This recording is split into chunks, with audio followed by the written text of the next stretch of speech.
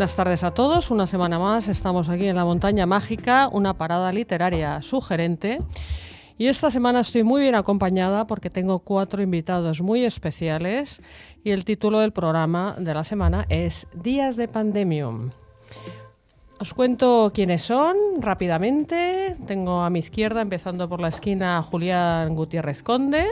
Precisamente tiene un libro que acabamos de publicar, precioso, que tiene el mismo título del programa, Días de Pandemium. A una mente luchadora luchando contra la pandemia, solo le queda su imaginación. Ahora hablamos. Y luego tengo un grupo representante de los 12 autores de otro maravilloso proyecto, que es ya el tercero de esta naturaleza, y ahora hablaremos un poquito, que también pues confluye en algunos aspectos con el título que acaba de sacar Julián. Tengo a Luis Expósito, tengo a Julio Rodríguez y tengo a Manuel Pozo para hablar de su libro, también recién salido del horno, como quien dice, Retos Humanos, Tiempos de Pandemia. ¿Qué tendrá la pandemia, que es tan fructífera desde el punto de vista literario? Pues de todo esto y algunas cosas más hablaremos en esta conversación que me apetece muchísimo compartir con los invitados de hoy. Pero bueno, como siempre, tenemos ocasión de presentar un poquito más, aunque sea brevemente, pues a estas personas, y para ello cuento con la colaboración de mi directora de comunicación, Rocío Aguilar, que se incorpora a la conversación. Rocío, ¿qué tal? Muy buenos días, Marta. Muchas gracias. Dejadme presentaros a nuestros invitados de hoy en esta nueva edición de La Montaña Mágica, un poquito más en profundidad. En primer lugar, como decías, teníamos a Julián Gutiérrez Conde, que tiene una larga experiencia en puestos de alta dirección, así como de mediador en conflictos y asesor de equipos en situaciones complejas y de alta tensión. Julián, además, colabora con numerosos proyectos y publicaciones, buscando siempre el modo de activar el liderazgo automotor de las personas. Esta aportación es de gran valor para su faceta de escritor, que ya tiene, creo que son 16 libros a sus espaldas. El último, como bien decías, Días de Pandemium, una serie de reflexiones sobre la vida extraídas de este silencio en estos tiempos de pandemia. Un libro que además nació como una necesidad de expresar el dolor tras la pérdida de un gran amigo, pero que se queda como una enseñanza sobre lo que realmente aporta valor y tiene trascendencia en la vida. Por otro lado, recibimos en el estudio a 3 de los autores, como decías, que componen el grupo Escritores, así con una RH intercalada, que tienen como misión crear, compartir y difundir experiencias y contenidos de calidad que influyen e inspiren para conseguir que las organizaciones sean más humanas. Ellos, además, han participado en los 3 libros que ha alumbrado este grupo, Relatos Humanos, Retratos Humanos y Retos Humanos, que ha sido publicado hace muy poquito tiempo. Como bien decías, tenemos a Manuel Pozo, que es el coordinador literario de este grupo, es militar de carrera y licenciado en Filología Alemana por la Universidad Complutense. Ha resultado premiado en muchos certámenes literarios, entre los que destacamos Cuentos sobre Ruedas, Ciudad de Vargas, el Roger de la Auria y también algunos del Ministerio de Defensa, y también el concurso de cuentos de Puente Zuazo. En 2008 publicó su primer relato en la antología titulada A Contrarreloj 2 y desde entonces ha publicado con bastante regularidad, tanto en solitario como participando en libros con otros autores de cuentos y relatos, en los que ha coincidido también con alguno de los otros autores de este grupo. También tenemos a Luis Expósito, que es licenciado en Derecho por la Universidad Complutense de Madrid también, diplomado en Dirección de Personal por ICADE y MBA por el Instituto de Empresa. Ha trabajado como director de Recursos Humanos y Servicios del Grupo Mediaset España durante muchísimos años, más de 20. Es también profesor en diversos másteres del sector de la televisión y fue distinguido en 2016 por su trayectoria como director de Recursos Humanos por el Foro de Recursos Humanos. Es un lector infatigable y en esta aventura que se inició en 2016 fue su primera incursión en la creación literaria, dejando aparte algunas aportaciones en algún libro sobre relaciones laborales. Y finalmente tenemos a Julio Rodríguez, que es licenciado en Económicas y Administración de Empresas por la Universidad de Oviedo, empresario, formador y conferenciante. Es director de la Red de Mentoring de España y de Madrid y es socio de Abanda Consultores. Lidera proyectos de formación y consultoría en España y Latinoamérica y se ha especializado en mentoring y en formación de directivos, venta consultiva y habilidad de comunicación en público. Y nada, esto es... Bueno, podríamos decir que Julio es el más experimentado en estas lides porque también publicó su primer cuento en el año 99 y desde entonces, tanto en solitario y también como coautor, ha publicado gran cantidad de obras. Y de todo esto pues van a hablar todos ellos en un momento y estos son nuestros invitados. Bienvenidos a La Montaña Mágica. Muchas gracias, Rocío. No hagas comparaciones que se me ponen nerviosos luego aquí. Pero bueno, yo les he reunido, ellos no sabían que se iban a juntar, Julio no es del grupo de escritores, pero no pasa nada porque creo que hay un hilo conductor de todos ellos, además de esta circunstancia que nos une a toda la humanidad de la pandemia que hemos pasado, demoníaca, como dice aquí en la contra del libro de Julián. Se me ocurre hablar de ellos como notarios del ser humano. Como escritores con alma, que unos apasionados todos de las personas, cada uno por distintas razones, pero todos tienen muchísimo bagaje, como habéis visto, personal y profesional en estas lides. Y para iniciar esta conversación, pues vamos a meternos un poquito en ambiente, pues con un book trailer, el que teníamos, precisamente el libro anterior de los escritores de Humanos en la Oficina, que se titula Retratos Humanos. Adelante, Pedro, pincha el...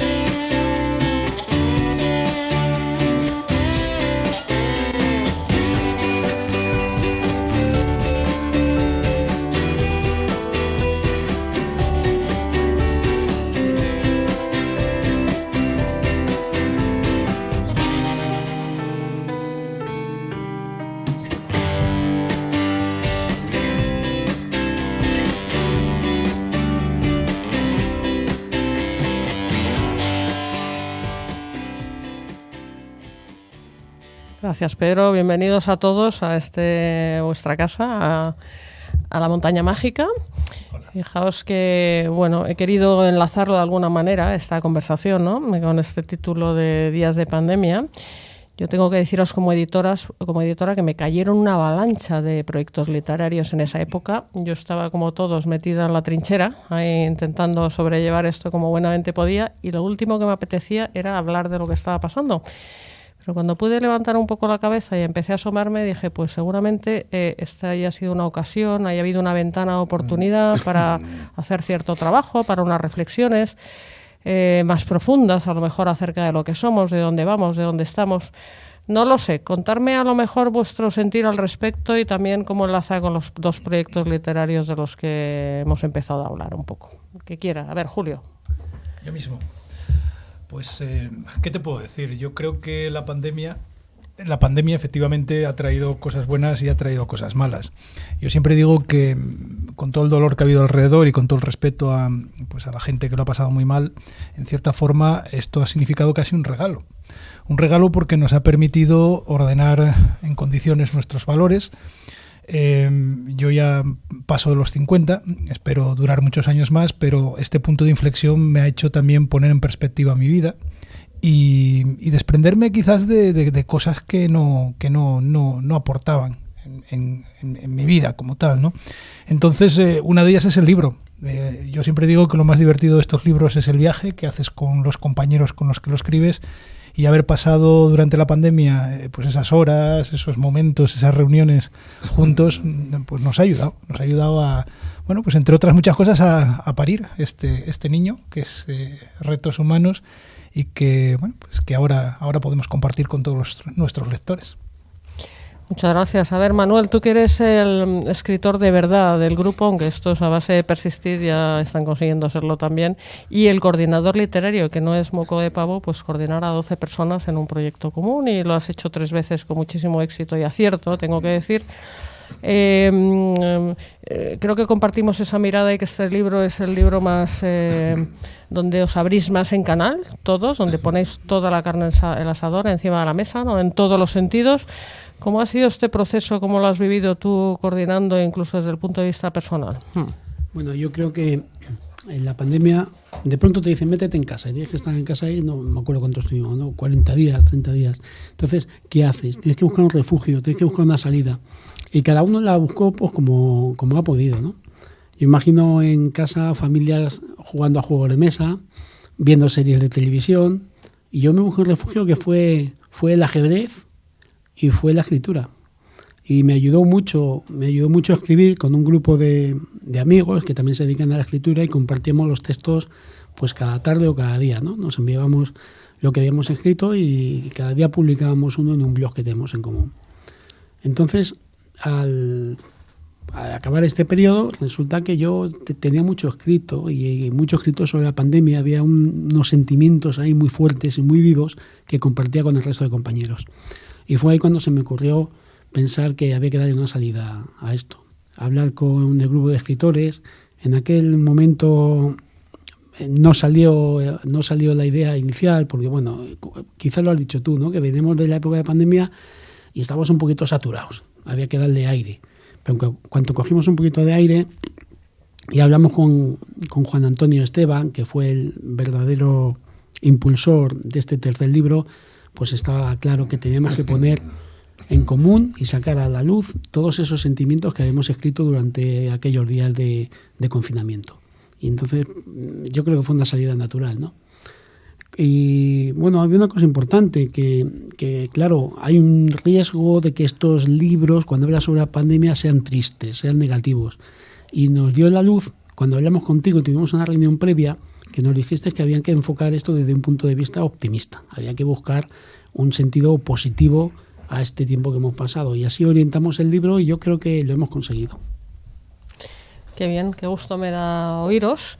Julián, para saltarnos un poco el orden, tú también eres un buen escudriñador de las miserias y grandezas del ser humano, por decirlo de otra manera. Y además tu libro, la verdad es que es muy original, porque además es muy personal, porque también, como decía Manolo, te pones a explorar emociones y sentimientos propios. Y luego siempre intentas ir un poquito más allá, que es dejar volar la imaginación, ¿no? ¿Cómo es este ejercicio literario? Este último de los 20 libros que has publicado ya, ¿no?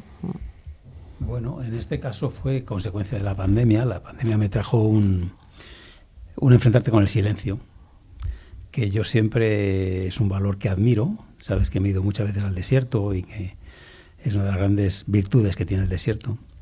Se me juntó con que un íntimo amigo, médico y compañero de colegio y amigos desde muchísimos años, pues fallecía repentinamente sin saber entonces que estábamos en los inicios de la pandemia, el primer encierro, ¿no?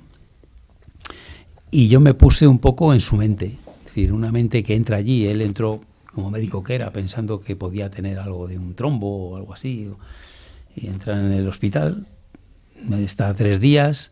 Al cabo de 3 días le llevan a urgencias, o sea, a la UBI, entonces todos nos preocupamos especialmente. El 4.º día, yo todos los días me comunicaba con él por la mañana y por la noche. El 4.º día nos dice, me sacan a la habitación, ya todos felices, le mandamos un vídeo, 5 amigos de ánimo y tal, y al 3.er día está en la habitación, de repente nos comunican que ha fallecido. Entonces yo me puse a pensar qué le quedaba a una mente como esa, que de repente se ve metido en un mundo extraño en el que te escribía y te decía, ¿qué está pasando? Dime qué hace, ¿por qué no sacan al ejército? ¿Por qué no se hace algo? ¿Por qué no nos ayudan más? De desconcierto absoluto. Y bueno, pues empiezo a pensar y a elucubrar qué sentimientos tiene una mente así, ¿no? Y yo mismo lo pasé solo, completamente solo. Y bueno, descubrí que lo que me quedaba era la imaginación. Entonces, en este libro hablo con 2 personajes inventados. Uno es Gustantov, que es la voz del silencio, y charlamos entre los dos. Y el otro es, curiosamente, un vencejo, Swift, que es un pájaro, bueno, que lo tenemos muy cotidiano, muy peculiar, muy curioso, que jamás deja de volar en su vida. Y que, bueno, pues me subo en sus lomos y me lleva por diferentes sitios. Y comparo la sociedad actual con la sociedad antigua y inicio ese viaje.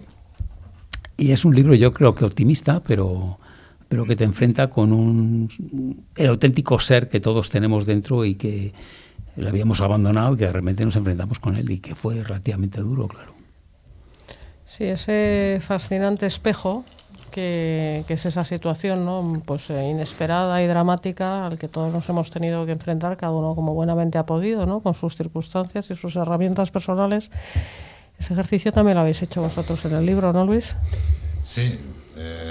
Bueno, como decían mis compañeros, yo creo que la pandemia aparte de la tragedia humana, ¿no?, que ha supuesto y que, bueno, que desgraciadamente todavía no ha terminado, ha sido un tiempo de reflexión, ¿no? Es decir, de darte cuenta de las cosas que tenían verdaderamente importancia, ¿no?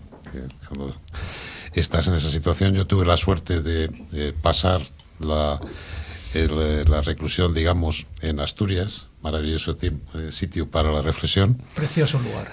Y pues de allí me surgió, es decir, porque también tienes mucho tiempo para reflexionar, para pensar y qué haces, pues lo que hice fue escribí una biografía familiar, que fue una forma, o sea, yo vi toda esta gente que se marchaba sin decir adiós, ¿no?, que quedaba una memoria muy ligera de ellos, ¿no?, porque pues de la gente famosa, conocida, quedan biografías, quedan un montón de datos, pero de la gente común pues no queda nada, ni les vas a poder preguntar ya, ¿no? Entonces, bueno, pues dediqué el tiempo a esto y la verdad es que a la vuelta el grupo de escritores estábamos deseando, habíamos mantenido contacto, estábamos deseando vernos, estábamos deseando, por ejemplo, el reencuentro y hacer algo, ¿no? Entonces, la propuesta de Juan Antonio Esteban cogió el terreno totalmente abonado y teníamos muchas ganas de contar. Y además, la inspiración de Juan Antonio fue también que sacásemos la parte más íntima, ¿no?, más sentimental. Quitásemos, por supuesto, es un contexto donde sigue estando la empresa, las relaciones laborales, pero realmente son relaciones humanas. Y es verdad que es el libro más personal en este sentido, de los 3 que hemos escrito, donde, pues como yo le decía a alguno en las reuniones, bueno, más que desnudarse un poco es que se ponían en pelotas, porque si uno conoce la historia que hay detrás del relato, te das cuenta de eso. Es decir, teníamos ganas de que eso fluyera, y luego te das cuenta, pues cuando ya hay gente que lo va leyendo y va comentando, de que son situaciones pues que han sido muy comunes, muy compartidas, ¿no? Es decir, lo que nosotros contamos ahí, estas vivencias, pues las ha tenido mucha gente. Y hombre, yo diría que del libro lo que debe quedar es que no se olvide lo que hemos pasado, y como decía Julio, todas las cosas buenas que ha aportado, que sepamos conservarlas, ¿no? Es decir, que no volvamos rápidamente.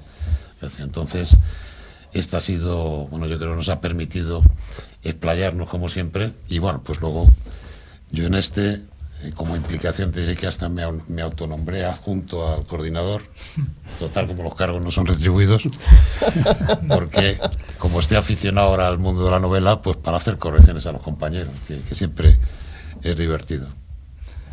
Sí, buenas aportaciones nos ibas haciendo. Oye, como veis, los 2 proyectos tienen un hilo común, que es el que el que yo compro, porque los 2 tienen un propósito concreto y tienen una inspiración pues compartida. En vuestro caso fue Juan Antonio Esteban, que si queréis contar un poquito más de la historia para los que nos oyen y no conocen, no saben lo que pasó con Juan Antonio, ya que hemos hablado de él, ¿no? Bueno, Juan Antonio fue iniciador de este proyecto y de este grupo de escritores con el primer libro. Estuvo en Relatos Humanos. Después también participó activamente, fue otro de los autores de Retratos Humanos. Y cuando propusimos la idea inicial de hacer Retratos Humanos, de hacer un tercer libro escrito en la pandemia, pues no era el momento adecuado. Entonces, la mujer de Juan Antonio tenía cáncer, falleció, arrastró un cáncer durante 1 año y medio y después de una larga enfermedad falleció en septiembre del 2020. En el tanatorio estábamos acompañando a Juan Antonio y nos dijo que efectivamente él también se había refugiado en la escritura durante este tiempo y que quería dar salida a todos sus sentimientos y a todo lo que había, a todos los escritos que había hecho durante este tiempo de confinamiento y de enfermedad de la mujer, y que quería hacerle un libro de amor a su esposa. Fue decir eso y no tuvimos más remedio que ponernos en marcha. Todos teníamos muchas cosas que contar y efectivamente en este contexto el libro tenía que ser íntimo, teníamos que desnudarnos y contar nuestras intimidades ahí. Desgraciadamente, en mayo, Juan Antonio, en una de las reuniones que íbamos a tener, todas las reuniones que hicimos las hicimos por vía telemática, pues nos dijo que no se podía conectar. Unos días después nos dijo que se encontraba mal y que le habían detectado un cáncer. Esto ha sido rapidísimo. En agosto, Juan Antonio falleció, el 28 de agosto. Era sábado. El lunes se mandó el libro a imprenta.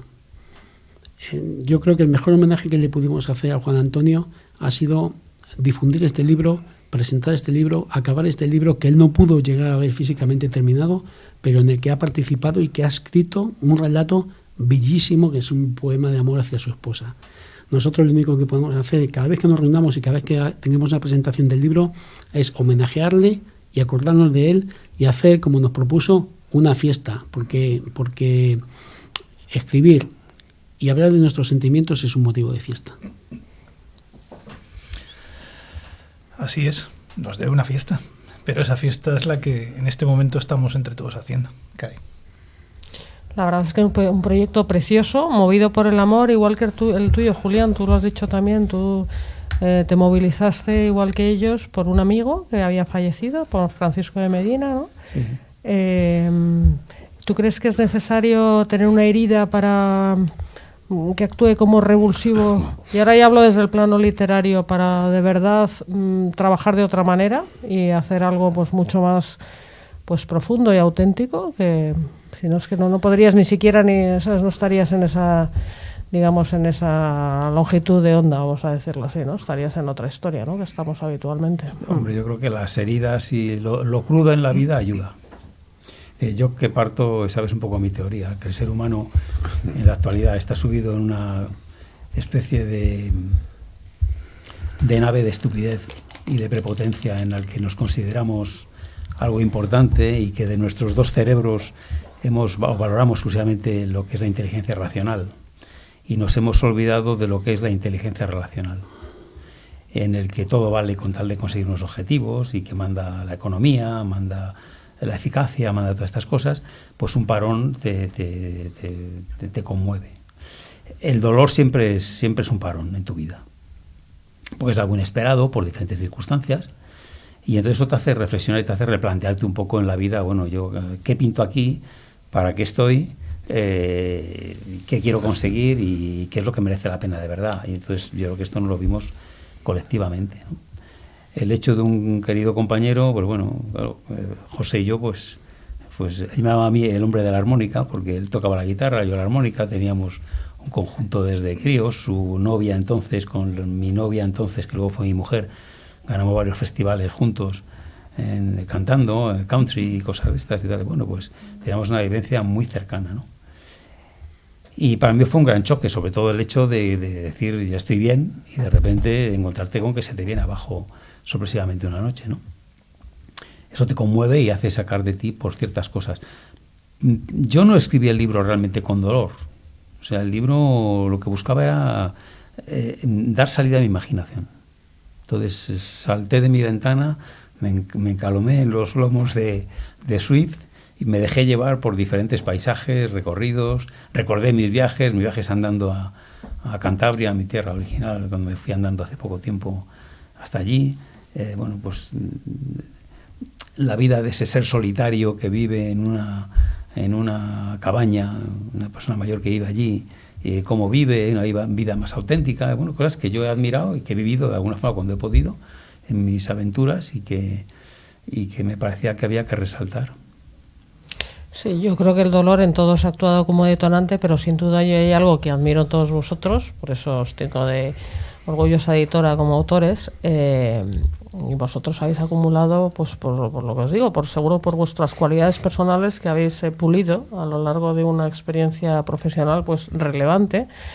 Habéis acumulado unos aprendizajes y una sabiduría, vamos a decirlo así, ya palabras mayores, que os hace tener unos recursos personales, ya no humanos, personales, que nos podéis quedar, que tenéis que compartir, y eso está reflejado en vuestros escritos, y es lo que yo busco en los libros que publico. O sea, esos libros, por eso, como bien comentaba Manolo, dice, bueno, dijiste que fuera positivo, digo, ya es que vosotros podéis, o sea, la misión es, o sea, pues esa superación que habéis tenido que enfrentar, que la habéis vivido en vuestras propias carnes, compartirla, ¿no?, para otros, y convertirla, pues efectivamente, como decía Julio, en un mensaje de alegría, de fiesta, de esperanza, y de seguir hacia adelante, ¿no? Porque si no, ¿para qué hacemos nada?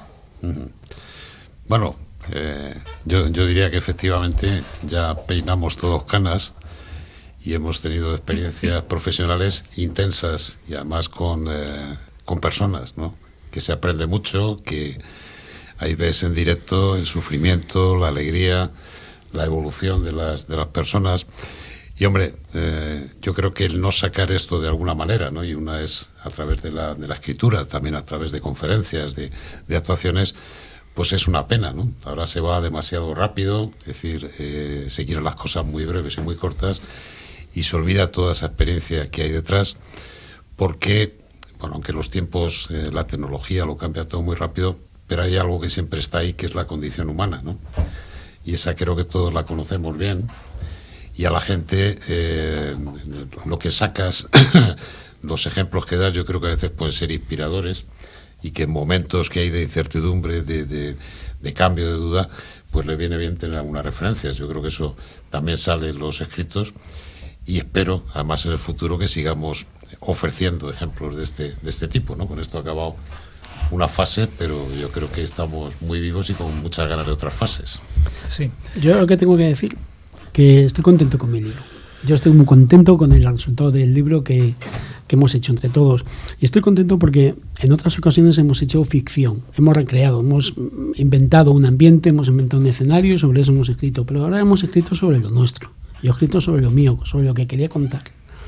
Y ahora siento que los 12 autores somos más amigos que antes, porque hemos llegado al fondo. Y sinceramente yo había que llegar al fondo y creo que hemos llegado al fondo. Y yo veo a Luis en su situación personal ahora, que se ha jubilado después de muchos años trabajando, cómo se está adaptando. Veo a Julio en su retiro en Asturias, pues veo las vivencias que tiene Rosa, veo las que ha tenido Lorenzo. En cada relato hay una situación personal muy fuerte y que merece ser contada. Y yo puedo decir que estoy satisfecho, estoy contento y hablo de este libro con mucha alegría, porque es que estoy contento, es que me he liberado. Todo lo que pasó en la pandemia lo he soltado con este libro. Sí, el primero de todos estaba centrado en las emociones. Esa fue la consigna que inicialmente nos marcamos. El segundo nos centramos en los valores. Y en este tercero la consigna era centrarnos en los sentimientos. Mi relato, pues bueno, yo soy asturiano, presumo de ello siempre. El personaje vuelve a la casa de la aldea, a la casa de su abuela, de su abuelo, allá perdida en la montaña. Entonces, ya solo para que os hagáis la idea, el primer párrafo se encuentra con su madre. Con lo cual, a partir de ahí, para mí, siguiendo un poco también tú lo que decías, Julián, el escribir este relato ha sido una especie de catarsis. Yo confieso que el relato sí me llevó varios meses el idearlo, el pensarlo, pero el escribirlo en realidad yo creo que en 2 semanas lo saqué adelante, gracias también por el apoyo de Manolo, que teníamos ahí una especie de relación epistolar donde yo todas las tardes, noches me ponía a escribir, se lo mandaba, él lo corregía, al día siguiente me lo daba, pero a donde voy es que esos momentos de la noche yo sentía que volvía a tomar contacto otra vez con mi madre, con mi abuelo, con mi tía. Entonces yo también estoy contento. Yo no quiero que la gente piense que este libro es un libro triste, ni mucho menos. Es un libro fácil de leer porque es un libro coral, aunque hay un hilo conductor. Cada relato tiene un principio y un final. Yo siempre digo que antes de dormir es un libro cómodo porque no exige más que empezar y terminar el relato. Y es un libro, pues que el título lo dice, son retos con optimismo. Todos habéis descrito así en términos generales qué es lo que buscabais haciendo este libro, ¿no? O cómo sabéis vosotros, pues habéis generado esa motivación interna, ¿no? Para acometer este proyecto, que mucha gente quiere escribir un libro y es que no todo el mundo puede llegar al final. O sea, es un ejercicio arduo de esfuerzo e inspiración, ¿no? Constantes. Pero bueno, en términos más concretos, ¿qué se lleva un lector con uno de vuestros 2 libros? O sea, ¿cuáles son, aterrizando los objetivos concretos? Porque sé que tenéis, aquí hay buenas cabezas, hojas de ruta, pues además bastante exigentes. Entonces, contarme un poco ya los intríngulis, la trastienda del asunto de hacer un libro de estas características. Julián, por ejemplo, para ir cambiando ahí de tercio del libro. Sí.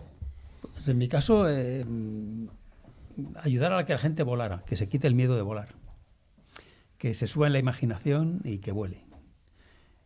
Y lo digo porque desde el punto de vista de lo que yo he escrito en muchos de mis libros, creo que 16 de ellos se han dedicado al mundo del management, es que yo creo que un manager requiere ser rebelde, es fundamental, rebelarse contra la situación. No puedes ir a favor de donde va el viento, tienes que ir en contra. Porque cuando todo el mundo va hacia un lado, ya van equivocados. Es decir, hay que ir buscando nuevas retas. En segundo lugar, hay que echarle mucha imaginación y mucha creatividad. Y eso significa pelear internamente. Eso significa darle alas a la gente, es decir, poner en marcha toda la energía que tienen las organizaciones. La suma de energías individuales es la energía total disponible. Y lo que no se convierte en energía activa se convierte en desperdicio. Y de eso tenemos mucha culpa las organizaciones. Y tú no puedes dirigir una organización desde el punto de vista exclusivamente de rendimiento a corto. Eso es un absurdo, es una falta de respeto a las personas. Si a mí me propusieran hoy en día dirigir una empresa así, renunciaría al puesto. Es decir, es que no sería capaz, porque me parece ofensivo respecto a las personas. A las personas hay que darle aire. Y creo que estamos creando una sociedad en que a las personas estamos coartando mucho el aire, creándole una ficción de aire a base de redes sociales y tal, que son, digamos, temas circunstanciales, pero que en la esencia a la persona no le estamos dejando que haga ese aire. Y a la gente hay que quitarle ese miedo, que dejarle que vuele. Y esto, de alguna forma, quería también ayudar de alguna forma al individuo que hay detrás en las organizaciones para que lea y que se atreva a sobrevolar y a poner en marcha sus creencias y convicciones, que no tienen por qué ser la de todo el mundo. Es decir, es un poco también agitar la cabeza y revolver el espíritu. Yo creo que eso era para mí el trasfondo que tenía este libro. Igual, creo que lo tienen todos mis libros. Ese es el trasfondo que tiene todo ese ser humano en el que tienes que creer, aunque le veas distante en un momento dado. Y por eso ya llevamos 6 libros juntos y los que nos quedan. Oye, Luis, esto que dice Julián, tú que has sido director de Recursos Humanos tantísimos años en una gran corporación, ¿tú compartes esta visión del asunto o no? Yo la comparto totalmente, lo cual no quiere decir que sea fácil de implementar, ¿no? Es decir, yo creo en esa rebeldía del management y, de hecho, en mi experiencia, lo digo sinceramente, me he peleado muchas más veces con mis jefes que con los de abajo, incluso que con el comité, porque bueno, pues en la empresa es muy difícil implementar el cambio, hay muchas resistencias, se va mucho al cortoplacismo, a esos resultados, porque la gente no mira más allá y cuesta. Yo creo que en el libro, en este último libro, también aparece esta rebeldía y hay ejemplos de superación, ¿no?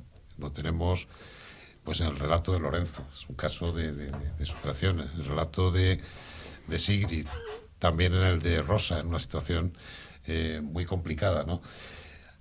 Digamos que lo que más cuesta en este momento es que la gente se moje realmente en el mundo de la empresa, es decir, porque se va a lo correctamente político, también funciona en el mundo de la empresa, y realmente para mejorar la situación y hacer cambios, pues hay que jugársela en ocasiones, hay que salir de esa comodidad y hay que invitar a la gente a que lo haga.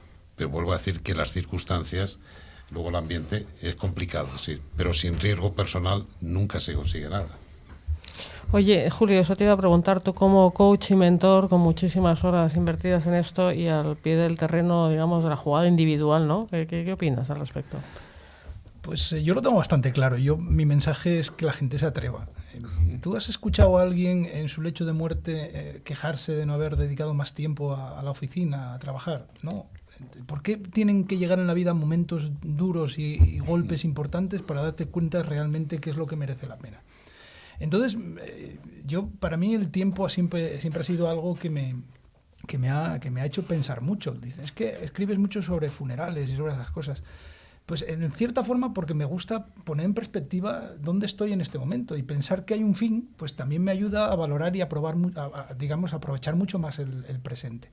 Entonces, mi mensaje está por ahí. Mi mensaje es atrévete. Yo lo sé, que todos tenemos hipotecas que pagar, que hay responsabilidades que cumplir, pero pasarse toda la vida pues quejándose de que es que esto no es lo que quiero y es que lo que tengo que hacer es otra cosa, atrévete de una santa vez. Hay miles de historias, tú dices como mentor, cuentos que te incitan a eso.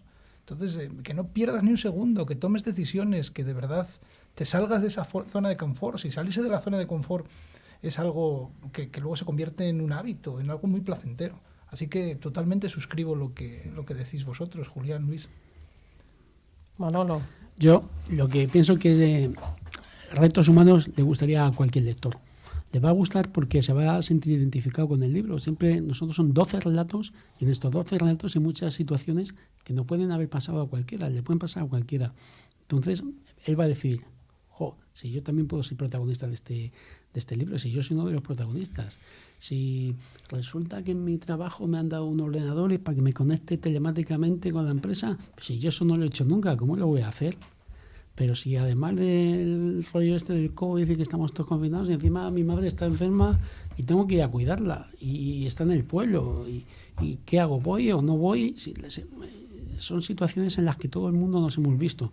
Encima, pues que, por ejemplo, me llevo mal me acuerdo de un relato ahora, del relato de Beatriz, me llevo mal con la pareja y encima resulta que tengo que pasar el confinamiento y lo tengo que pasar juntos.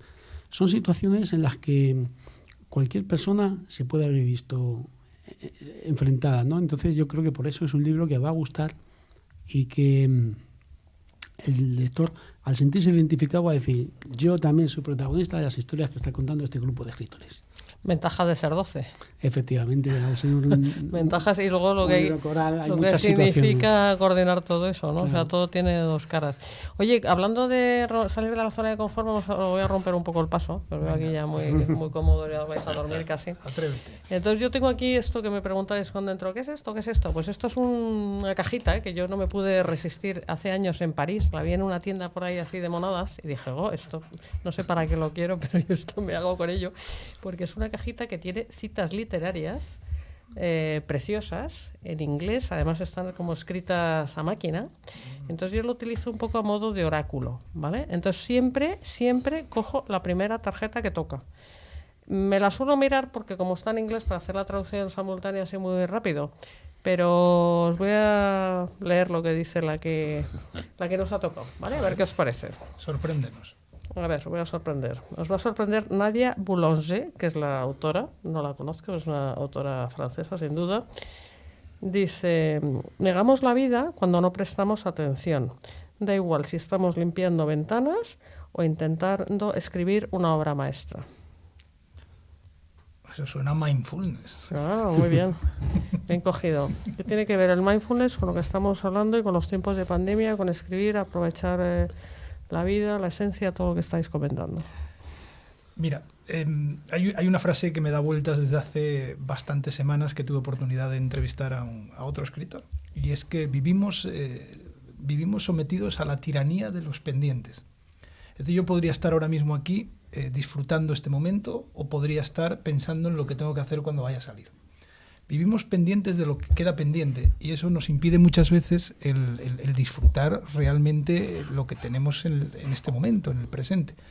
Yo no soy experto en mindfulness, pero tengo algún amigo que lo es y ya me lo ha explicado, y significa ponerse descalzo con los pies en el suelo y sentir la frialdad de la baldosa. Significa quitar los auriculares de la oreja y escuchar el sonido de los pájaros que tienes alrededor. Yo no lo sé, yo soy una persona, pues me confieso, bastante hiperactiva, y a veces lo que tengo que hacer es parar. Y para mí la pandemia me ha dado eso también, la posibilidad de absorber mucho más la realidad del entorno. Pero yo creo, vamos, yo sí que soy formadora en mindfulness, o sea que algunas cosas he hecho al respecto, y sinceramente a mí, Marta Prieto en persona, o sea, el mindfulness, como has dicho, me lo has definido como una parada, me ha vuelto mucho más atenta al presente. De hecho, o sea, ya me lo voy quitando poco a poco, te metes en la inercia de esta vorágine, pero ya me molesta hacer mi agenda a 2 semanas vista. O sea, me he acostumbrado a más vivir al día esa sensación de ¿para qué nos vamos a organizar tonta la vida si no sabemos lo que va a pasar, ¿no? O sea, lo he interiorizado con mucho más. Y luego es verdad, quitarnos un poco todo lo superfluo, esa esencia que decíais vosotros en relación con vuestros libros, y estar más atento. O sea, se puede disfrutar de la vida con lo sencillo. O sea, el haber estado bien, haber tenido a nuestros seres queridos alrededor bien y tal, pues nos hemos dado cuenta que siempre ha sido lo importante, pero a veces se nos ha olvidado, ¿no? Bueno, yo, la sensación eso de tener temas pendientes, recuerdo que cuando estaba más agobiado, siempre decía que en mi próxima reencarnación o trabajo, yo quería tener un trabajo que fuese a turno y que nunca pudiese quedar trabajo pendiente. Por ejemplo, conductor de autobús. Es decir, tú estás ahí el tiempo que quieras, pero sabes que a determinada hora has terminado, la cabeza sale despejada porque no te puedes llevar a los pasajeros a tu casa, o cosas por el estilo, o de estos sitios que cuando termina tu turno llega otro a tu silla, la ocupa y te tienes que marchar sí o sí porque acaba tu turno.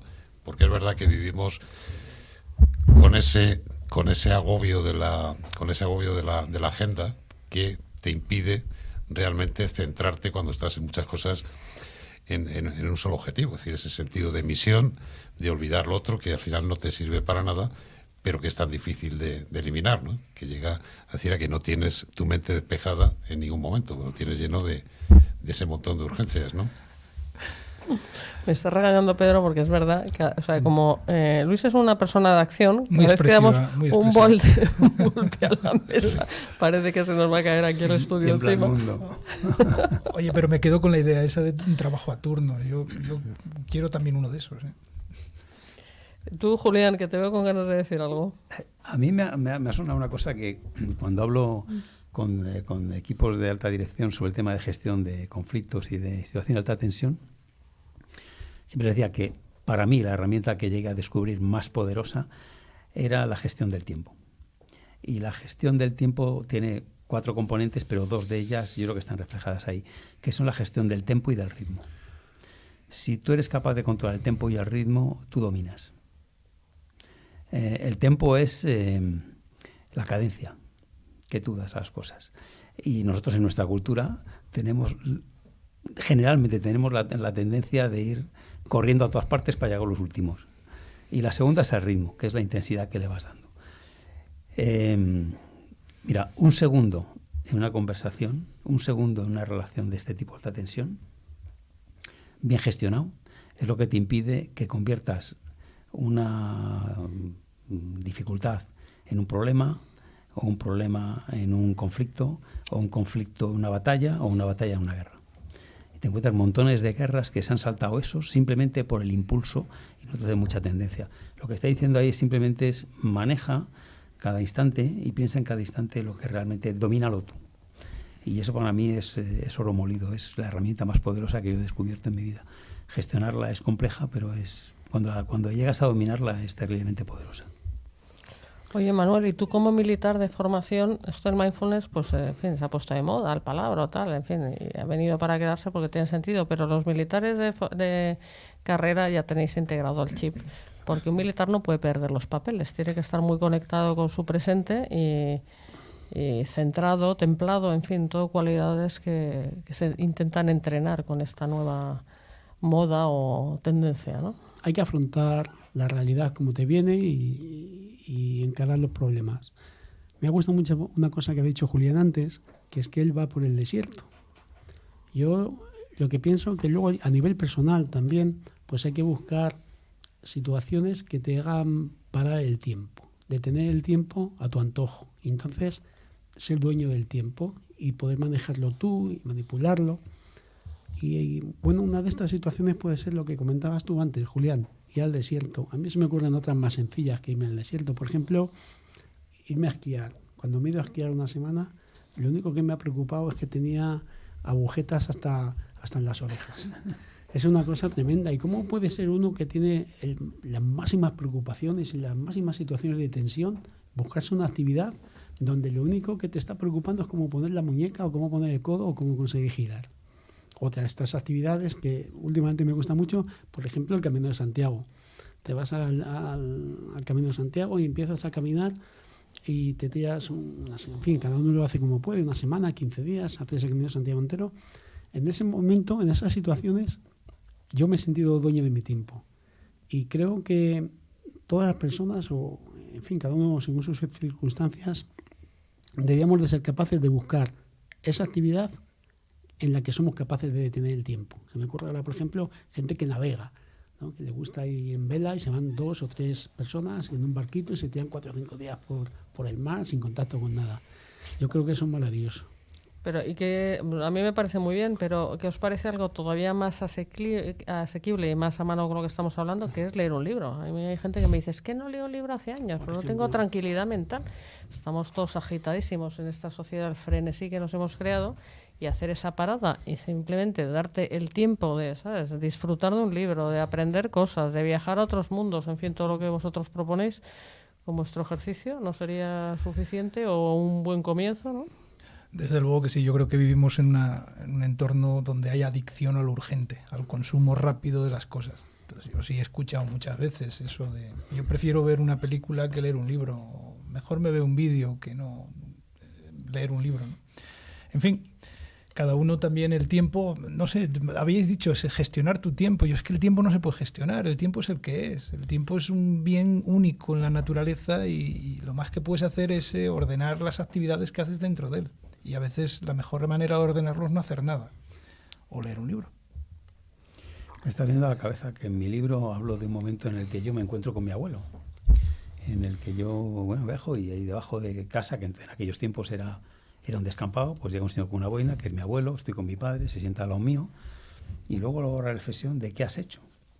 Bueno, pues no hemos hecho nada, nos hemos levantado, hemos cogido unas piñas, hemos hecho triscas es coger la piña y triscarla, ponerte todo perdido de toda la sustancia que echan, y al final dice, bueno, y he pasado la tarde y he sido feliz. Es que ahora, como tenemos que estar sometidos a tantos impactos para ser felices, me sorprende mucho los domingos, la gente angustiada. Porque ¿qué hacemos el domingo? Y hay que ir para acá, para allá. Cuando están en un sitio están deseando estar en el otro. Y cuando están en el otro desean estar de donde han salido. Es una angustia permanente. Bueno, disfruta donde estás. Es un tema mental, es un tema de gestión mental de cada uno. Si no eres capaz de tener esa tensión mental y ese autocontrol, pues evidentemente la vida te la vas perdiendo. Pero hay muchísimas cosas en las que sin hacer nada eres el más feliz del mundo. Y lo puede ser. Y lo que me preocupa sobre todo que no enseñemos a los niños en eso. Yo cada vez que veo a un niño que tiene que tener un juego para que le entretenga, es que me pongo de los nervios. Por dar una caja de cartón y que sea el niño el propietario de su tiempo y el que gestione su diversión. Es mi forma de entender la vida. Ya a mis hijos les he dicho tantas veces, cuando además que al tener 4 te hace racionalizar si no acaban contigo. Decían, mamá, me aburro. Y digo, yo decía, abúrrete que es sanísimo. Es que, tienes que saber gestionar el aburrimiento, forma parte de... verdad. Fíjate, cuando os oí hablar me acordaba de una frase que leí de no sé quién hace tiempo, pero a mí me da que pensar en relación a la gestión del tiempo, que dice así como, si dices que no tienes tiempo es que no quieres hacerlo. A mí eso me da que pensar. Eso es verdad. O sea, el que te dice que no tiene tiempo está mintiendo directamente, porque tiempo lo hay. Yo alguna vez que algún colaborador me dice que no tuve tiempo para acabar este informe. ¿Y ayer dormiste? Sí. Pues tiempo tienes. La cuestión es a qué lo dedicas. Un poco de presión. O sea, el tiempo es el que es, 24 horas al día. Otra cosa es a qué lo dedicas, Luis. Bueno, yo diría que para lo que nos gusta de verdad siempre encontramos tiempo.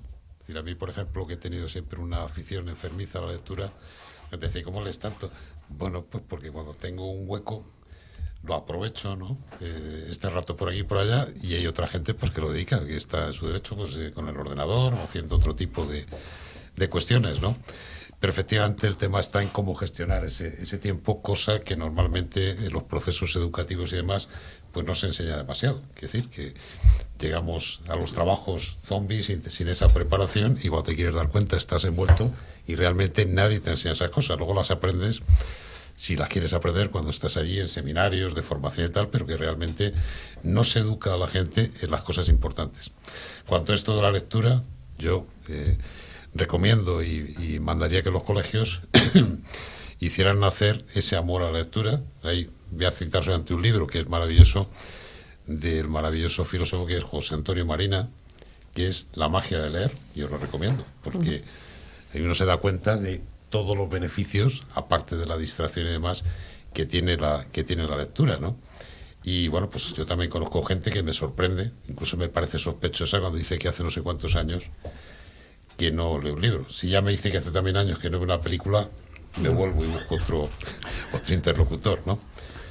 Oye, me has dejado en bandeja nuestra sección de librería, porque en este programa tenemos una sección para recomendar lecturas, entonces fenomenal con la recomendación de José Antonio Marina, y tenemos a Rocío ahí pendiente para recomendarnos alguna cosa más. Rocío, adelante. Sí, aquí estoy. Pues bueno, la primera recomendación, que se me ocurren muchas, además escuchando se me ocurren muchas, pero bueno, vamos a empezar por esta. La primera se titula Dharma, la vida tras un despido. Es un libro publicado por Colima en el que Eduardo Gismera nos cuenta la historia de María, que es precisamente una muy competente directora de gestión de personas, de recursos humanos, como queramos llamarlo, en una importante multinacional que precisamente de la noche a la mañana se ve sin empleo. Su carrera profesional, muy exitosa, se derrumba repentinamente.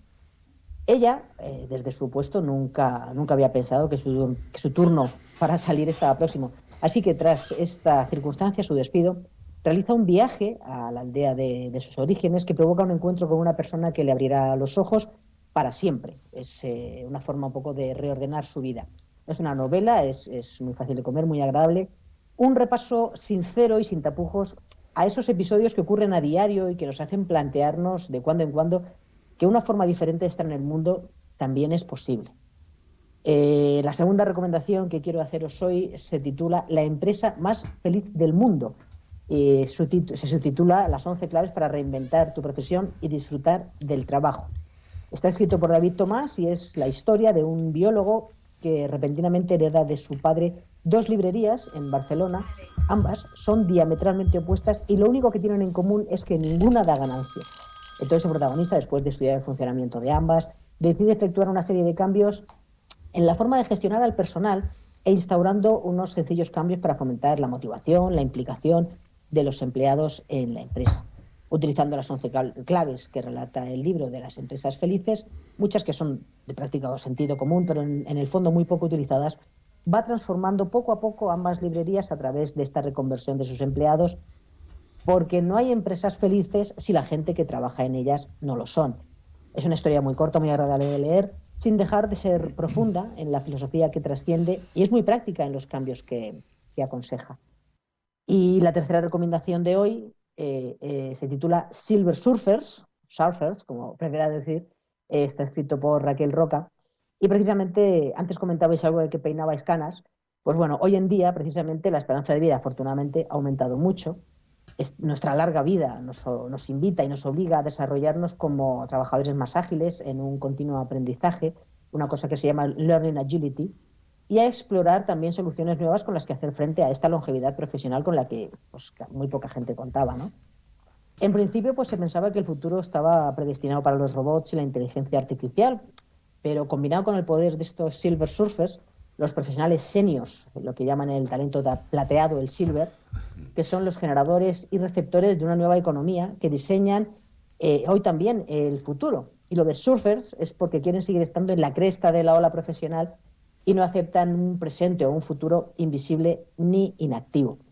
El futuro también será para las empresas que generen una correcta estrategia de esto que vamos a llamar el age management, porque contar con este talento silver, ¿no? Con este talento plateado, es lo que va a marcar la diferencia.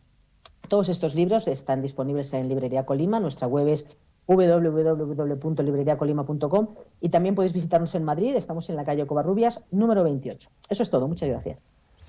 Muchas gracias, Rocío, te has quedado a gusto, desde luego que bien lo has explicado, hija mía. Bueno, estos libros y por supuesto los de estos señores que me acompañan aquí en la mesa, que podemos hacer todavía, nos da tiempo a hacer una última ronda relacionada con todo lo que estamos comentando. A ver, Manolo, que tú has hablado últimamente menos. Pues mira, yo con la recomendación que ha dicho Rocío, conozco Dharma, porque fue uno de los libros que propuse como lectura de apoyo para iniciar el proyecto inicial, el de relatos humanos, porque cuando me puse a buscar literatura resulta que no encontré mucha literatura relacionada con el relato, con el mundo de los recursos humanos, ¿no? Y yo no quería libros técnicos, había que buscar algo más desenfadado. Entonces encontré Dharma, que define una situación muy clara y muy concreta de lo que es una empresa, que es el despido así a bote pronto, inesperado, a una persona el viernes por la tarde. Y que no se lo espera. A ver, Dharma, Eduardo Gismera creo que es el único autor, porque luego no sé de dónde llegáis y yo no doy abasto, pero es el único autor, era al principio de la editorial, es verdad, pero yo estaba en Expo Management de estos y vi a Eduardo, que es un cielo, subido en el escenario, que sí nos conocíamos, pero no, yo ni me acordaba que le conocía, y dan una conferencia sobre la felicidad en la empresa, había hecho el estudio más grande que se había hecho a ejecutivos de todos los países sobre felicidad. Y entonces él me pareció tan interesante su enfoque, que le invité a tomar un café y de esa conversación él diligentemente se puso a escribir una novela y de ahí salió Dharma. Eso fue el principio, sí. Pues fíjate a dónde nos ha llevado. Dharma fue uno de los libros que propuse yo como una lectura para orientarnos en el mundo de nuestros 3 libros, ¿no? Que hemos acabado esta serie, y que tratasen el mundo de los recursos humanos, pero no desde un punto de vista técnico, sino desde un punto de vista de la ficción. Sí, me acuerdo, es verdad que me lo dijiste, ya no me acordaba, Julio. Pues, ¿qué más te puedo decir? Acerca del libro, que también tiene un final, que no simplemente son relatos sueltos. El último relato es un trabajo que hizo Juanjo Valle Inclán, que se imagina España por allá por el año 2034, ¿no? Con lo cual, bueno, pues que se esperen relatos independientes, pero a la vez con un hilo conductor, un principio y un final. Y además que para leer este libro no hay que leer los otros dos anteriores, que tiene vida propia y... Eso es verdad. Habéis creado todo un universo Green Technology, que es la empresa paraguas, ¿no? Donde transcurren todas las historias, pero es verdad que tiene esa versatilidad, ¿no? Todo el proyecto. Así es, hombre, el ir juntos creando nuestros relatos nos permitía, pues también de la mano de Manolo, de ir cogiendo personajes de un sitio, de otro, y hay incluso hasta un organigrama de la empresa, que en el primer libro lo pusimos, ¿no? Por lo tanto, bueno, invitarlos a que se metan en el mundo de escritores. Es verdad que el primero tiene, como le pasa a Eduardo, ¿no? El primero siempre tiene una virtud extra de la frescura, ¿no? De hacerlo todo así más fresco, más inocentemente. Aquí ya estáis muy puestos, o sea, como escritores ya de calao, pero hay una progresión literaria en los 3 proyectos, pero apabullante. Como sigáis así, no sé dónde vais a hallar. Pues tú nos dirás que eres la que apuesta por este libro. Es una pena que este programa no sea en directo, porque podríamos invitar a la gente a la presentación que vamos a tener el viernes que viene en el edificio Bagual de Atocha. Pero habrá muchas más, no te preocupes. Habrá muchas más y en muchos sitios más. En Asturias, no en solamente México. vamos a movernos en Madrid. O sea que... No, pero podemos hablar ahora de la de Julián, o sea que gracias por recordármelo. Luis. No, bueno, es decir que estamos muy animados, porque después de ver que uno de los grandes premios nacionales, el último, el ganador ha sido un libro escrito a varias manos. Nosotros, que tenemos más manos que los que han ganado el premio, nos vemos ya triunfadores en algún certamen. Es decir, que se nos ha olvidado lo del seudónimo de mujer, es que eso era importante en la ecuación. Bueno, ya veremos. No toques ese tema. El seudónimo lo tenemos que trabajar, pero vamos, que estamos convencidos de que vamos a crear una moda, vamos. Oye, no hemos dicho nada de Antonio Garrigues, di algo.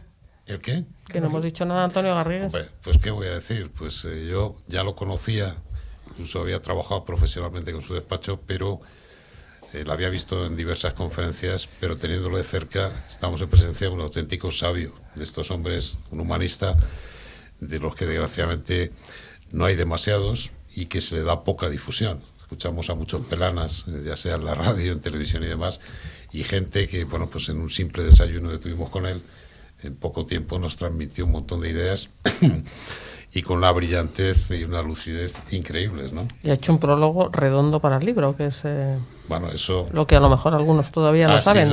Ha sido un privilegio contar en nuestro equipo, ¿no? En las nuevas incorporaciones a escritores, con una persona, Aurora, que tenía la cercanía, porque había trabajado con Antonio Garrigues muchos años. Y la verdad es que es un verdadero privilegio. La verdad es que los 3 prologuistas que hemos tenido en los 3 libros han sido de lujo, ¿no? Quizá los que no estábamos a la altura éramos nosotros, pero los prologuistas de primera. Genial. Oye, que nos queda un minuto para Julián y así hago la ronda completa. Julián, tú que triunfaste con tu talento negociador y otros libros magníficos, más de corte un poco más técnico, aunque nunca tú has sido técnico, pero de otra naturaleza. Ahora te estás convirtiendo también en un novelista, pues, de pro, ¿no? Bueno, yo tenía una afición desde los 10 años. Mi primer artículo lo publiqué en el diario Montañés cuando tenía 14 años. Y siempre quise que mi última profesión fuera de ser escritor. Y siempre he dicho una cosa: cuando quieras tener una profesión, empieza a tratar de cultivarla antes, con lo cual no he dejado de escribir nunca. Y este es el resultado un poco de una evolución a meterme en otros caminos diferentes, ¿no? Pero yo quiero destacar una cosa del libro, y es el cariño que tiene. Y ese cariño sobre todo lo habéis puesto vosotros, ¿eh? La editorial ha hecho una edición magnífica, cuidada, excepcionalmente cuidada, y el trabajo de todos vosotros es de destacar en este libro, y quiero agradeceroslo porque realmente Colima lo hace siempre, pero habéis puesto un empeño muy especial y os lo quiero agradecer. Bueno, es que estos señores no han visto las ilustraciones, ahora os las enseño. Pero bueno, estoy pensando, en honor a ti, fíjate lo que estoy pensando, que hay que celebrar todo, además del chocolate con churros tradicional en Colima, que este año, si Dios quiere, sí podremos tenerlo. Vamos a institucionalizar un cocido montañés, así Muy bien. colectivo en cuanto te pongas bueno. Me apunto. ¿Y cuándo lo presenta, Marta? Ya te digo. Ah, muy bien. El 15 de diciembre, gracias. El 15 de diciembre, no, el 14 de diciembre, el 14 de diciembre lo presentamos en ICADE, en la sala Pola Vieja, a las 7 de la tarde. Estáis todos invitadísimos, sois bienvenidos, porque va a ser muy interesante. Allí nos veremos, si Dios quiere. Con la Cátedra de Ética Empresarial de ICADE. Pedro, se nos ha acabado el tiempo. Gracias a todos los que estáis aquí, gracias a los que nos estáis escuchando. Es un placer y seguiremos hablando de literatura la semana que viene y todas las que nos dejen. Muchas gracias. Muchas gracias. Gracias. Gracias a todos.